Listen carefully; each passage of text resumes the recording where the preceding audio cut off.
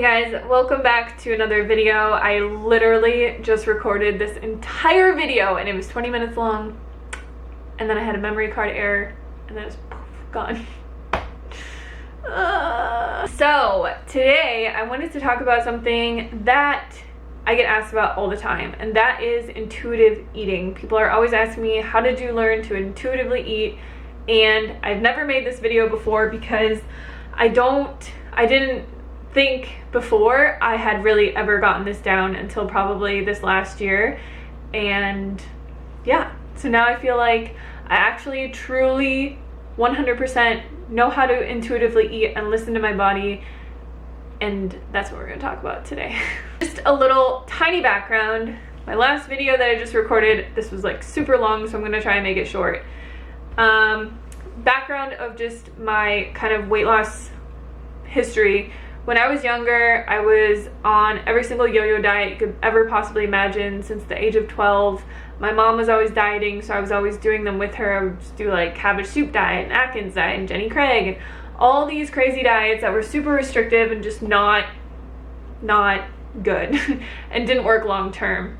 So I had a very, very big history of dieting. I have always been overweight. I never was happy with my body. I'm not a naturally thin person. I have struggled with my weight my entire life. And it wasn't until I went vegan 5 years ago that I really started to get a handle on this, and then I was able to learn how to get out of the dieting cycle and finally lose weight for life. So I'm just going to talk a little bit about the process that I kind of went through in the last 2 or 3 years that has helped me learn to intuitively eat so well. So when I first went vegan, I learned about it through YouTube. Everybody on YouTube was promoting a fully raw vegan diet, and there were all these people on there thriving and eating all this fruit, and they were eating like 2,000 or 3,000 calories a day. And I was vegan at this time, and I just really didn't know how to eat. I was eating like Oreos and just a lot of vegan junk food. So I decided to try it out. And for the first year that I was vegan, I was just drastically failing at being a raw vegan. I had read 80-10-10, which is the high carb raw vegan diet, where you basically eat fruit for like 95% of your calories. You really don't eat any overt fats. You eat like greens and stuff like that. But I hated it and I failed miserably at it, and I kept trying and trying and trying to force myself to like to eat this way, and it spiraled. It led me to binging, it led me to thinking I was a failure, and led me to gaining even more weight, and it was really bad. The second year that I was vegan, I learned about the book The Starch Solution by Dr. McDougall, and I had never even heard of another way to eat a healthy vegan diet other than the raw vegan diet, because that was just kind of what everybody was promoting that I was following. So I read his book and it blew my mind, because I was like, yes, somebody is telling me that I can eat the foods that I like, and I can eat potatoes, and I can have rice, and I can have cooked vegetables, and I can have all these foods, and I can lose weight, and I can be healthy. So when that came, that time period in my life, I sat down with myself and I was like, I'm going to eat the foods that I like, and I'm going to eat healthy foods. I really believed in eating a whole foods vegan diet. I really believed in eating low fat, but it just did not work for me trying to eat fruit all day, because I just did not enjoy it as much as some other people did. So I started eating a lot of potatoes, a lot of rice, a lot of vegetables, sushi, fries, mashed potatoes, veggie stir fries, like all this delicious food, and I started dropping weight. And the big mistake that I kind of made at that point was I thought I had kind of like demonized fats, and I thought that I couldn't eat any fat because the fat you eat is the fat you wear and all this stuff. So I was eating very, very, very little fat, and I started to feel kind of shitty because of it. So I sat down with myself again, and I was like, you know, I'm gonna add some fats into my diet, but they're gonna be healthy, whole fats. I didn't use any oil or anything like that. And I just kind of, every time that I had this process of just figuring out what I wanted to eat and what I thought I could thrive on, I just thought about the foods that I felt drawn to and felt good eating, and I went with that. So I felt really good eating avocados and like nuts and seeds and tahini and things like that. I did not feel good eating oil. I felt like oil was really processed, really bad for you. I thought processed food was really bad for you, so I just stayed away from those things, and I just added in some whole fats. And I was still eating really low fat, like 10 to 15% fat in a day, but instead of eating zero fat, I had started feeling so much better. And at this time, I still ate fruit. I still love fruit. It's not like a meal to me. You know, it's not like lunch to have a 10 banana smoothie or dinner to have a huge bowl of fruit. It's just, I don't see that as dinner. So I really enjoy eating fruit as a smoothie for breakfast or having fruit as snacks, and just really incorporating it into my diet that way if I want something sweet, instead of reaching for like candy or cookies and stuff like that, because I have found over the years that if my body is craving sugar and something sweet, as long as I just fulfill that craving with something healthy, then like the chocolate cravings go away, the ice cream cravings go away, the cookie cravings go away, and it's really just nourishing my body and picking the most healthy foods to do that with. So one thing that I didn't realize, and you guys probably didn't either, is that cravings never intensify, they only subside. So if you have a craving for like junk food, you don't give into it, and you fulfill that craving with like a bowl of rice and veggies or something like that, your cravings over time will subside. They won't grow in intensity. So just remember that. So from my dieting past, like I had said in the beginning, over these 2 years of eating really clean, eating really healthy, eating foods that I enjoyed, not counting calories or anything like that, I had lost 70 pounds. And at the end of this journey, which you guys have seen kind of unfold in the last year, I didn't know how to maintain my weight. Like I've never ever in my entire life hit a goal weight and then had to maintain it. So in my head, I thought, you know, once I hit my goal weight or whatever, I can just start eating a whole foods plant-based diet, and I don't have to worry about how much fat I'm eating, because I always just thought that eating a low-fat diet was for weight loss, and once I, you know, hit my target, I could just start kind of eating more fats. So when I was 118 pounds, and right now I'm about 125 to 130, and I really have no desire to get back to 118. But when I hit my goal weight, I just started eating like a lot more fat. My fat went from 10 to 15% in a day to about 30%. And I stopped paying attention to myself, and I stopped really realizing how food was making me feel. And I started feeling really lethargic and really depressed, and my skin was breaking out, and I was constipated, and all these things that I really just was not paying attention to. And over a 6-month time period, I gained about 20 pounds. And this is where the kind of end of my intuitive eating learning happened. So for me, there's actually 2 different kinds of people in this world when it comes to weight and the way that our body processes food, or the way that our body signals to us that we're full. So everybody has a friend that is like a naturally thin person that has never had to worry about their weight. They can eat whatever they want in their entire life, and they're just fine, and we hate them. And then there's people like me who have, you know, weight issues their entire life. They've struggled with just keeping a normal healthy weight for their life, and we really have to be more conscious of what we're eating. So the interesting thing is that somebody who's naturally thin and then somebody who has a hard time, you know, losing weight or a hard time maintaining a normal weight, is that the person who's naturally thin, they have more fat receptors in their stomach. I can't remember exactly how many more it is, but it's like double or triple the amount that someone like me has.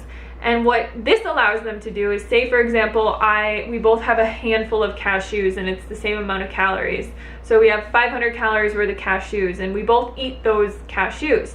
So for me, that is going to register as not a lot of food, because it's a very small amount of food. It's like, I think, half a cup of cashews. You know, there's not a lot of weight or bulk to it. For the person who is a naturally thin person and can kind of eat whatever they want, their body is able to register every single calorie in those cashews. So they eat the handful of cashews and they have 500 calories, and they're like, I'm really full, like that was really satisfying. Whereas for me, my body wouldn't register that I had that much food, and I would go off and eat potatoes and eat more food and eat probably double what they ate. The good thing about this is it's not like we're failures and like we're just really bad at eating normal amounts of food. Some people are volume eaters, and then some people can just kind of eat a normal or a small amount of food that is very calorically dense and be able to register every calorie in that food. Whereas if I eat 500 calories worth of potatoes and vegetables and greens and it's like this much food, my stomach is really full and I feel really satisfied. So that's the only way that my body knows that it's had enough food. So to put it really simply,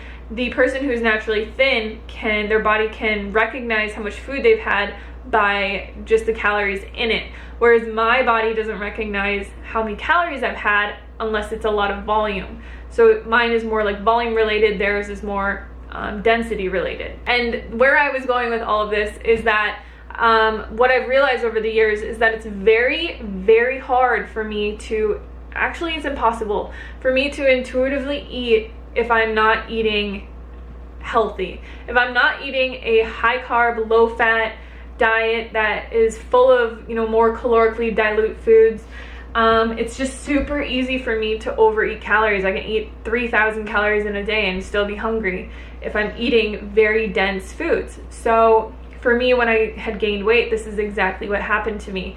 And just from the last 4 months of being very conscious of how much fat I'm eating and just like dialing it back and eating less calorie dense foods, my weight has dropped about 5 pounds per month. So it's been very, very easy just going back to what I know. So I'm just going to give you guys some really quick tips that helped me over this 3-year journey of figuring out how to really intuitively eat.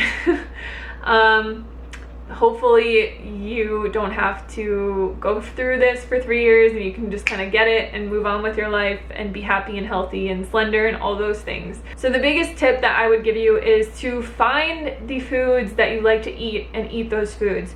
You're not going to like the same foods that somebody else is going to like. And you can't just look at someone else's diet and think like, oh, if I eat the same way that they do, I'll look like them. It's just not possible. We like different foods. We have different taste preferences. Certain foods are more satisfying to us, and that's totally okay. So for me, eating a lot of potatoes, eating a lot of vegetables, eating a little bit of fruit, and having just a more filling, nutritious diet is what works for me. It's how I feel my best. It's how I feel the most satisfied. And you're gonna have to figure out what works for you. The second thing is always eat enough food and eat until you're satisfied. Do not count your calories.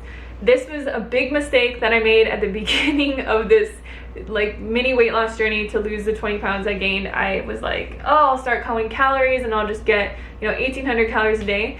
Totally drove me insane. I was weighing myself a lot and it just made me feel like crap every single day. I felt like a failure every single day. And I highly just do not recommend counting calories.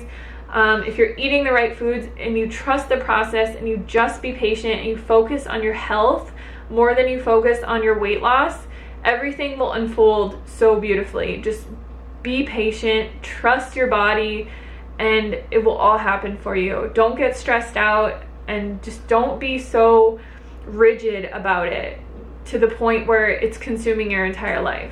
Okay, so the next thing that I would say that has truly helped me so much is keep junk food out of your house. If it's not in your house, you're not gonna eat it. And it takes so much more effort to go to the store and buy something. The other thing that I would say along with that is find replacements for foods that you really like. If you really like Oreos or you really like cookies or you really like a junkier food, like I really like tortilla chips with salsa. So instead of buying oily tortilla chips that are processed from the store, I just cut up tortillas, I put lime and salt on them, and I just toast them in my toaster oven, and it totally satisfies that craving. So find substitutes that are healthy for you to keep in your house and keep the junk food out of your house. The other thing that I will say that goes along with that is don't be so crazy about it. Like, if I go out to a vegan restaurant, I want to support that vegan restaurant and I will eat some stuff that has oil in it every now and then. But I think the biggest thing is, for me personally, not keeping stuff in my house and having it as kind of a treat every now and then, and just living in the moment and not getting really upset that, you know, I'm not eating 100% perfect all the time. You don't have to be perfect all the time to lose weight and to be healthy. You don't, like, I promise. I ate out probably once a week or once every 2 weeks the entire process of my weight loss journey, and you can do it without driving yourself totally insane. Like, you can go out with your friends and you can have a drink every now and then. You can have some vegan junk food every now and then. Like, one meal a week is not going to derail you. Just keep this stuff out of your house and you'll do so much better. And then the last thing that I will say is, don't look at this video and be like, oh, I need to eat, you know, 10 to 15% fat, because that's what Hannah says that she eats. That's what works for me. That's what works for a lot of people that I know, but it might not work for you. Just like eating a fully raw vegan diet will not work for me. And you might feel satisfied eating a little bit more fat in your diet or eating a little bit differently than I do. So just don't look at what other people are doing and compare yourself to other people. Stop weighing yourself every single day. Stop focusing so much on weight loss and really think to yourself, you know, what can I do that's going to get me to the healthiest, happiest place that I can be? And obsessing over your weight and freaking out about calories and weighing all your food and all this stuff for the rest of your life is not going to get you there. And I hope that just by sharing this video, you guys can see kind of how my journey progressed. And some people might say, you know, that sounds really restrictive, the way that you eat, Hannah, but it's really truly what works for me. It is how I can eat, you know, a big plate of food and not feel bad about it and feel satisfied and nourished and good and have tons of energy and not be constipated and feel just happy. And it's just how I eat, and it might be different for you. So I hope this video is helpful for you guys. Please leave any comments or questions down below, and I will see you on the next video. Peace.